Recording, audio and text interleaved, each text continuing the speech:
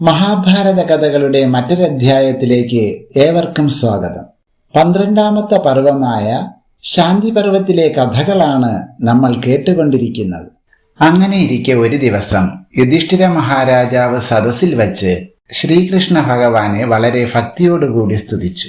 ഗോവിന്ദ വാസുദേവ, അചിന്ത്യ ശക്തിസ്വരൂപൻ, അവിടുത്തെ പ്രഭാവം കൊണ്ടും കാരുണ്യം കൊണ്ടും ഞങ്ങൾക്ക് ശത്രുക്കളെ മുഴുവൻ ജയിക്കാനും രാജ്യത്തെ പ്രാപിക്കാനുമെല്ലാം സാധിച്ചു. അല്ലെങ്കിൽ ഞങ്ങളുടെ ഏതൊരനുഭവമാണ് അവിടുത്തെ കാരുണ്യവും അനുഗ്രഹവും അല്ലാത്തത്? അതിഭയങ്കരവും അജയ്യവുമായ ഭാരത യുദ്ധത്തിൽ ഞങ്ങളെ വിജയികളാക്കി തീർത്ത അവിടുത്തെ കാരുണ്യത്തെ എത്ര വാഴ്ത്തിയാലും മതിയാവില്ല. ബ്രഹ്മാദി ദേവശ്രേഷ്ഠന്മാർ പോലും വാഴ്ത്തി സ്തുതിക്കുന്ന അങ്ങയുടെ വൈഭവത്തെ ആർക്കാണ് അറിയാൻ കഴിയുന്നത്?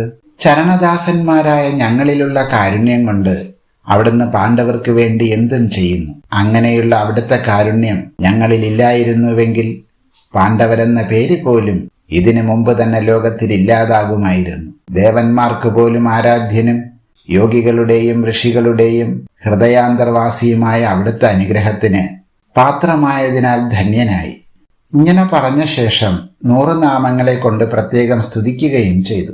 സദസ്സിലുള്ള എല്ലാവരും യുധിഷ്ഠിരന്റെ പ്രവൃത്തിയെ അനുമോദിക്കുകയും ഭക്തിയോടുകൂടി ഭഗവാനെ വണങ്ങുകയും ചെയ്തു.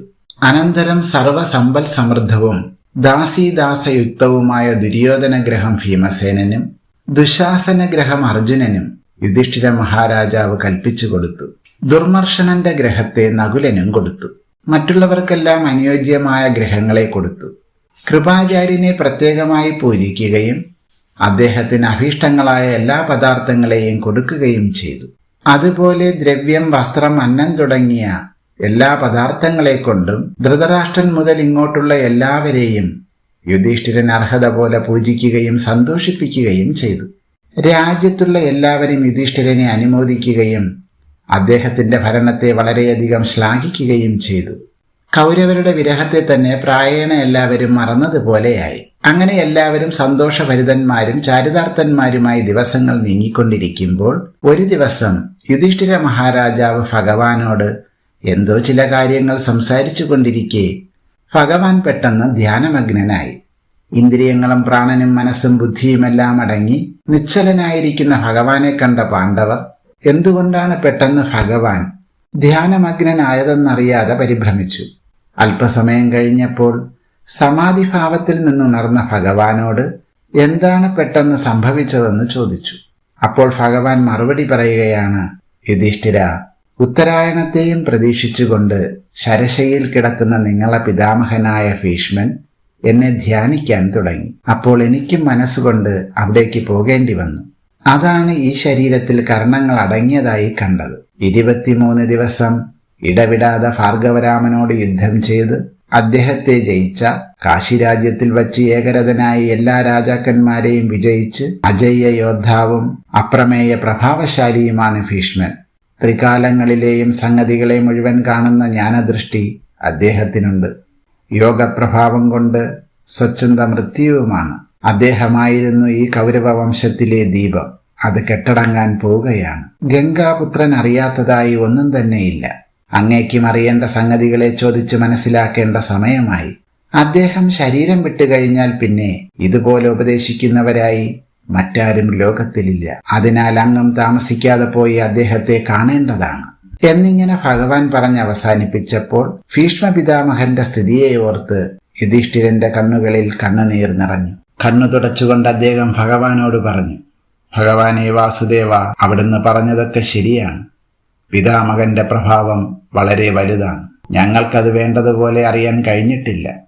അദ്ദേഹത്തിന്റെ വിരഹത്തെപ്പറ്റി ഓർമ്മിക്കാൻ പോലും കഴിയുന്നില്ല. ഞങ്ങൾക്ക് അനിവാര്യമായി തീർന്ന യുദ്ധാഗ്നിയിൽ അദ്ദേഹത്തിന്റെ മഹത്തായ ജീവിതവും ആഹൂതി ചെയ്യപ്പെട്ടു എന്നത് നികത്താൻ കഴിയാത്ത നഷ്ടമാണ്. ആരുണ്ടിനി ഞങ്ങളെ ഉപദേശിക്കാൻ? ഏതായാലും ഈ സന്ദർഭം ഒരു പ്രകാരത്തിലും നഷ്ടപ്പെടുത്തിക്കൂടാ. ഭഗവാനെ, അവിടുന്ന് കൂടി ഞങ്ങളുടെ മുന്നിൽ ചരിക്കുമെങ്കിൽ അതൊരു വലിയ ആശ്വാസവും രക്ഷയുമാണ് എന്നിങ്ങനെ യുധിഷ്ഠിരൻ പറഞ്ഞു കഴിഞ്ഞപ്പോഴേക്ക് ഭഗവാൻ സത്യകിയോട് ദാരുകനെ വിളിച്ച് അവിടുത്തെ തേര് കൊണ്ടുവരാൻ ആജ്ഞാപിച്ചു കഴിഞ്ഞു. ക്ഷണനേരം കൊണ്ട് ദാരുകൻ ഭഗവാന്റെ മണിരഥം തയ്യാറാക്കിക്കൊണ്ടുവരികയും ചെയ്തു. ഇത്രയും കഥാഭാഗങ്ങളെ കേട്ടതായ ജനമേജയ മഹാരാജാവ് വൈശമ്പായനോട് ചോദിക്കുകയാണ്, മഹാജ്ഞാനിയും സ്വച്ഛന്ദ മൃത്യുവുമായ ഭീഷ്മൻ എങ്ങനെയാണ് ശരീരത്തെ വിട്ടത്? അപ്പോൾ എന്തെല്ലാം സംഭവിച്ചു? അവിടെ ആരെല്ലാം ഉണ്ടായിരുന്നു എന്നൊക്കെ തനിക്ക് വിസ്തരിച്ചു കേട്ടാൽ കൊള്ളാമെന്നുണ്ട്.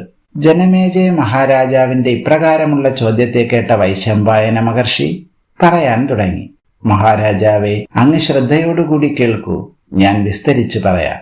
മഹാപ്രഭാവശാലിയും ഗംഗാപുത്രനുമായ ഭീഷ്മന്റെ ശരീരോത്ക്രമണ ചരിത്രത്തെ കേട്ടാൽ തന്നെ പാപം നശിക്കും. അത്രയും പുണ്യഭൂയിഷ്ടമാണ് ആ ഇതിഹാസം. ഉത്തരായണ കാലത്തെ പ്രതീക്ഷിച്ചുകൊണ്ടാണല്ലോ സ്വച്ഛന്ദ മൃത്യുവായ അദ്ദേഹം ശരീരത്തെ വിടാതെ പോർക്കളത്തിൽ തന്നെ ശരശയ്യയിൽ കിടന്നത്. ആ കിടപ്പ് തന്നെ വലിയൊരു തപസ്സാണെന്ന് പറയേണ്ടതില്ലല്ലോ. അക്കാലത്ത് പലപ്പോഴും പലരും അദ്ദേഹത്തെ ചെന്ന് വണങ്ങി. അങ്ങനെ ക്രമേണ ഉത്തരായന കാലം വന്നു ചേർന്നു. അതോടെ ഭീഷ്മന്റെ ശരീരോത്ക്രാന്തിക്കുള്ള സമയമായെന്ന് കരുതി ഋഷികളും ബ്രാഹ്മണരും കുരുക്ഷേത്ര മൈതാനത്തിലേക്ക് നീങ്ങാൻ തുടങ്ങി. ഒരു മാസക്കാലം പിന്നെയും കഴിഞ്ഞു. മാഘമാസത്തിൽ വെളുത്ത അഷ്ടമി ദിവസം മധ്യാഹ്ന സമയത്താണ് ഭീഷ്മൻ ശരീരത്തെ വിട്ട് പരമപദത്തെ പ്രാപിച്ചത്. മഹാതപസ്വികളും ജ്ഞാനസമ്പന്നന്മാരും ബ്രഹ്മഭൂതന്മാരുമായ അനേകം ഋഷികളും ബ്രാഹ്മണരും പാണ്ഡവരും ഭഗവാനും ഒട്ടേറെ സാധാരണ ജനങ്ങളും അപ്പോൾ അവിടെയുണ്ടായിരുന്നു. ഭീഷ്മൻ തന്റെ ലോകപ്രജ്ഞയെ മുഴുവൻ ലയിപ്പിച്ച് വാക്കും ശരീരവും മനസ്സുമാകുന്ന 3 കരണങ്ങളെ കൊണ്ടും പൂർണ്ണമായി ഭഗവാനെ പ്രാപിച്ച് ദിവ്യമായ ഭഗവത്ഭാവത്തിൽ പൂർണ്ണമായി മുഴുകിക്കൊണ്ട് ഭഗവാനെ സ്തുതിക്കാൻ തുടങ്ങി. ഭഗവാന്റെ നാനാപ്രകാരത്തിലുള്ള മഹിമകളെ ഉള്ളിരുത്തിക്കൊണ്ടായിരുന്നു ഭീഷ്മന്റെ സ്തുതി. ഭക്തിമയമായ ദിവ്യഭാവത്തിൽ എല്ലാ കരണങ്ങളെയും ലയിപ്പിച്ചുകൊണ്ട് വളരെ സമയം സ്തുതിച്ച ശേഷം ഭീഷ്മൻ കണ്ണടച്ച് നിശബ്ദനായി. ശരീരത്യാഗത്തിന്റെ സന്ദർഭമായെന്നെല്ലാവരും തെറ്റിദ്ധരിച്ചു. ഭക്തിമയമായ അന്തരീക്ഷത്താൽ അവിടെ മുഴുവൻ ആവരണം ചെയ്യപ്പെട്ടു. ഋഷികളുടെയും ബ്രാഹ്മണരുടെയും മുഖങ്ങളിൽ നിന്ന് ജയശബ്ദവും നാമജപങ്ങളും സ്വസ്തിവാചകങ്ങളും പ്രണവനാദവും മുഴങ്ങി. അന്തരീക്ഷത്തിൽ ഒരുതരം ദിവ്യഭാവം സ്ഫുരിച്ചു. ദേവന്മാരും ഉപദേവന്മാരും പുഷ്പവർഷം ചെയ്തു. പാണ്ഡവരും ഭഗവാനും പ്രത്യേക ശ്രദ്ധയോടെ ഭീഷ്മന്റെ മുഖത്തുറ്റു നോക്കിക്കൊണ്ടിരുന്നു.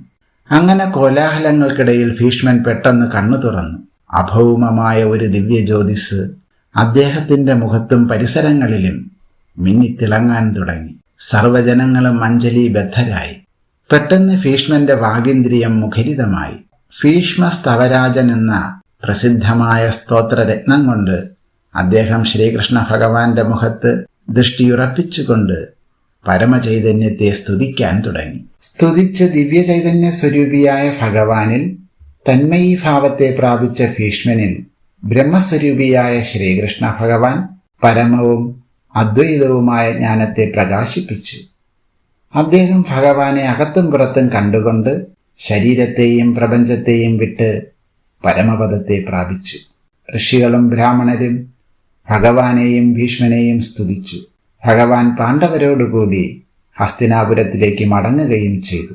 ഇങ്ങനെയാണ് മഹാപ്രഭാവശാലിയായ ഭീഷ്മന്റെ ശരീരത്യാഗ മഹോത്സവം നടന്നത്. ഈ കഥാഭാഗങ്ങൾ ഇവിടെ പൂർത്തിയാകുന്നു.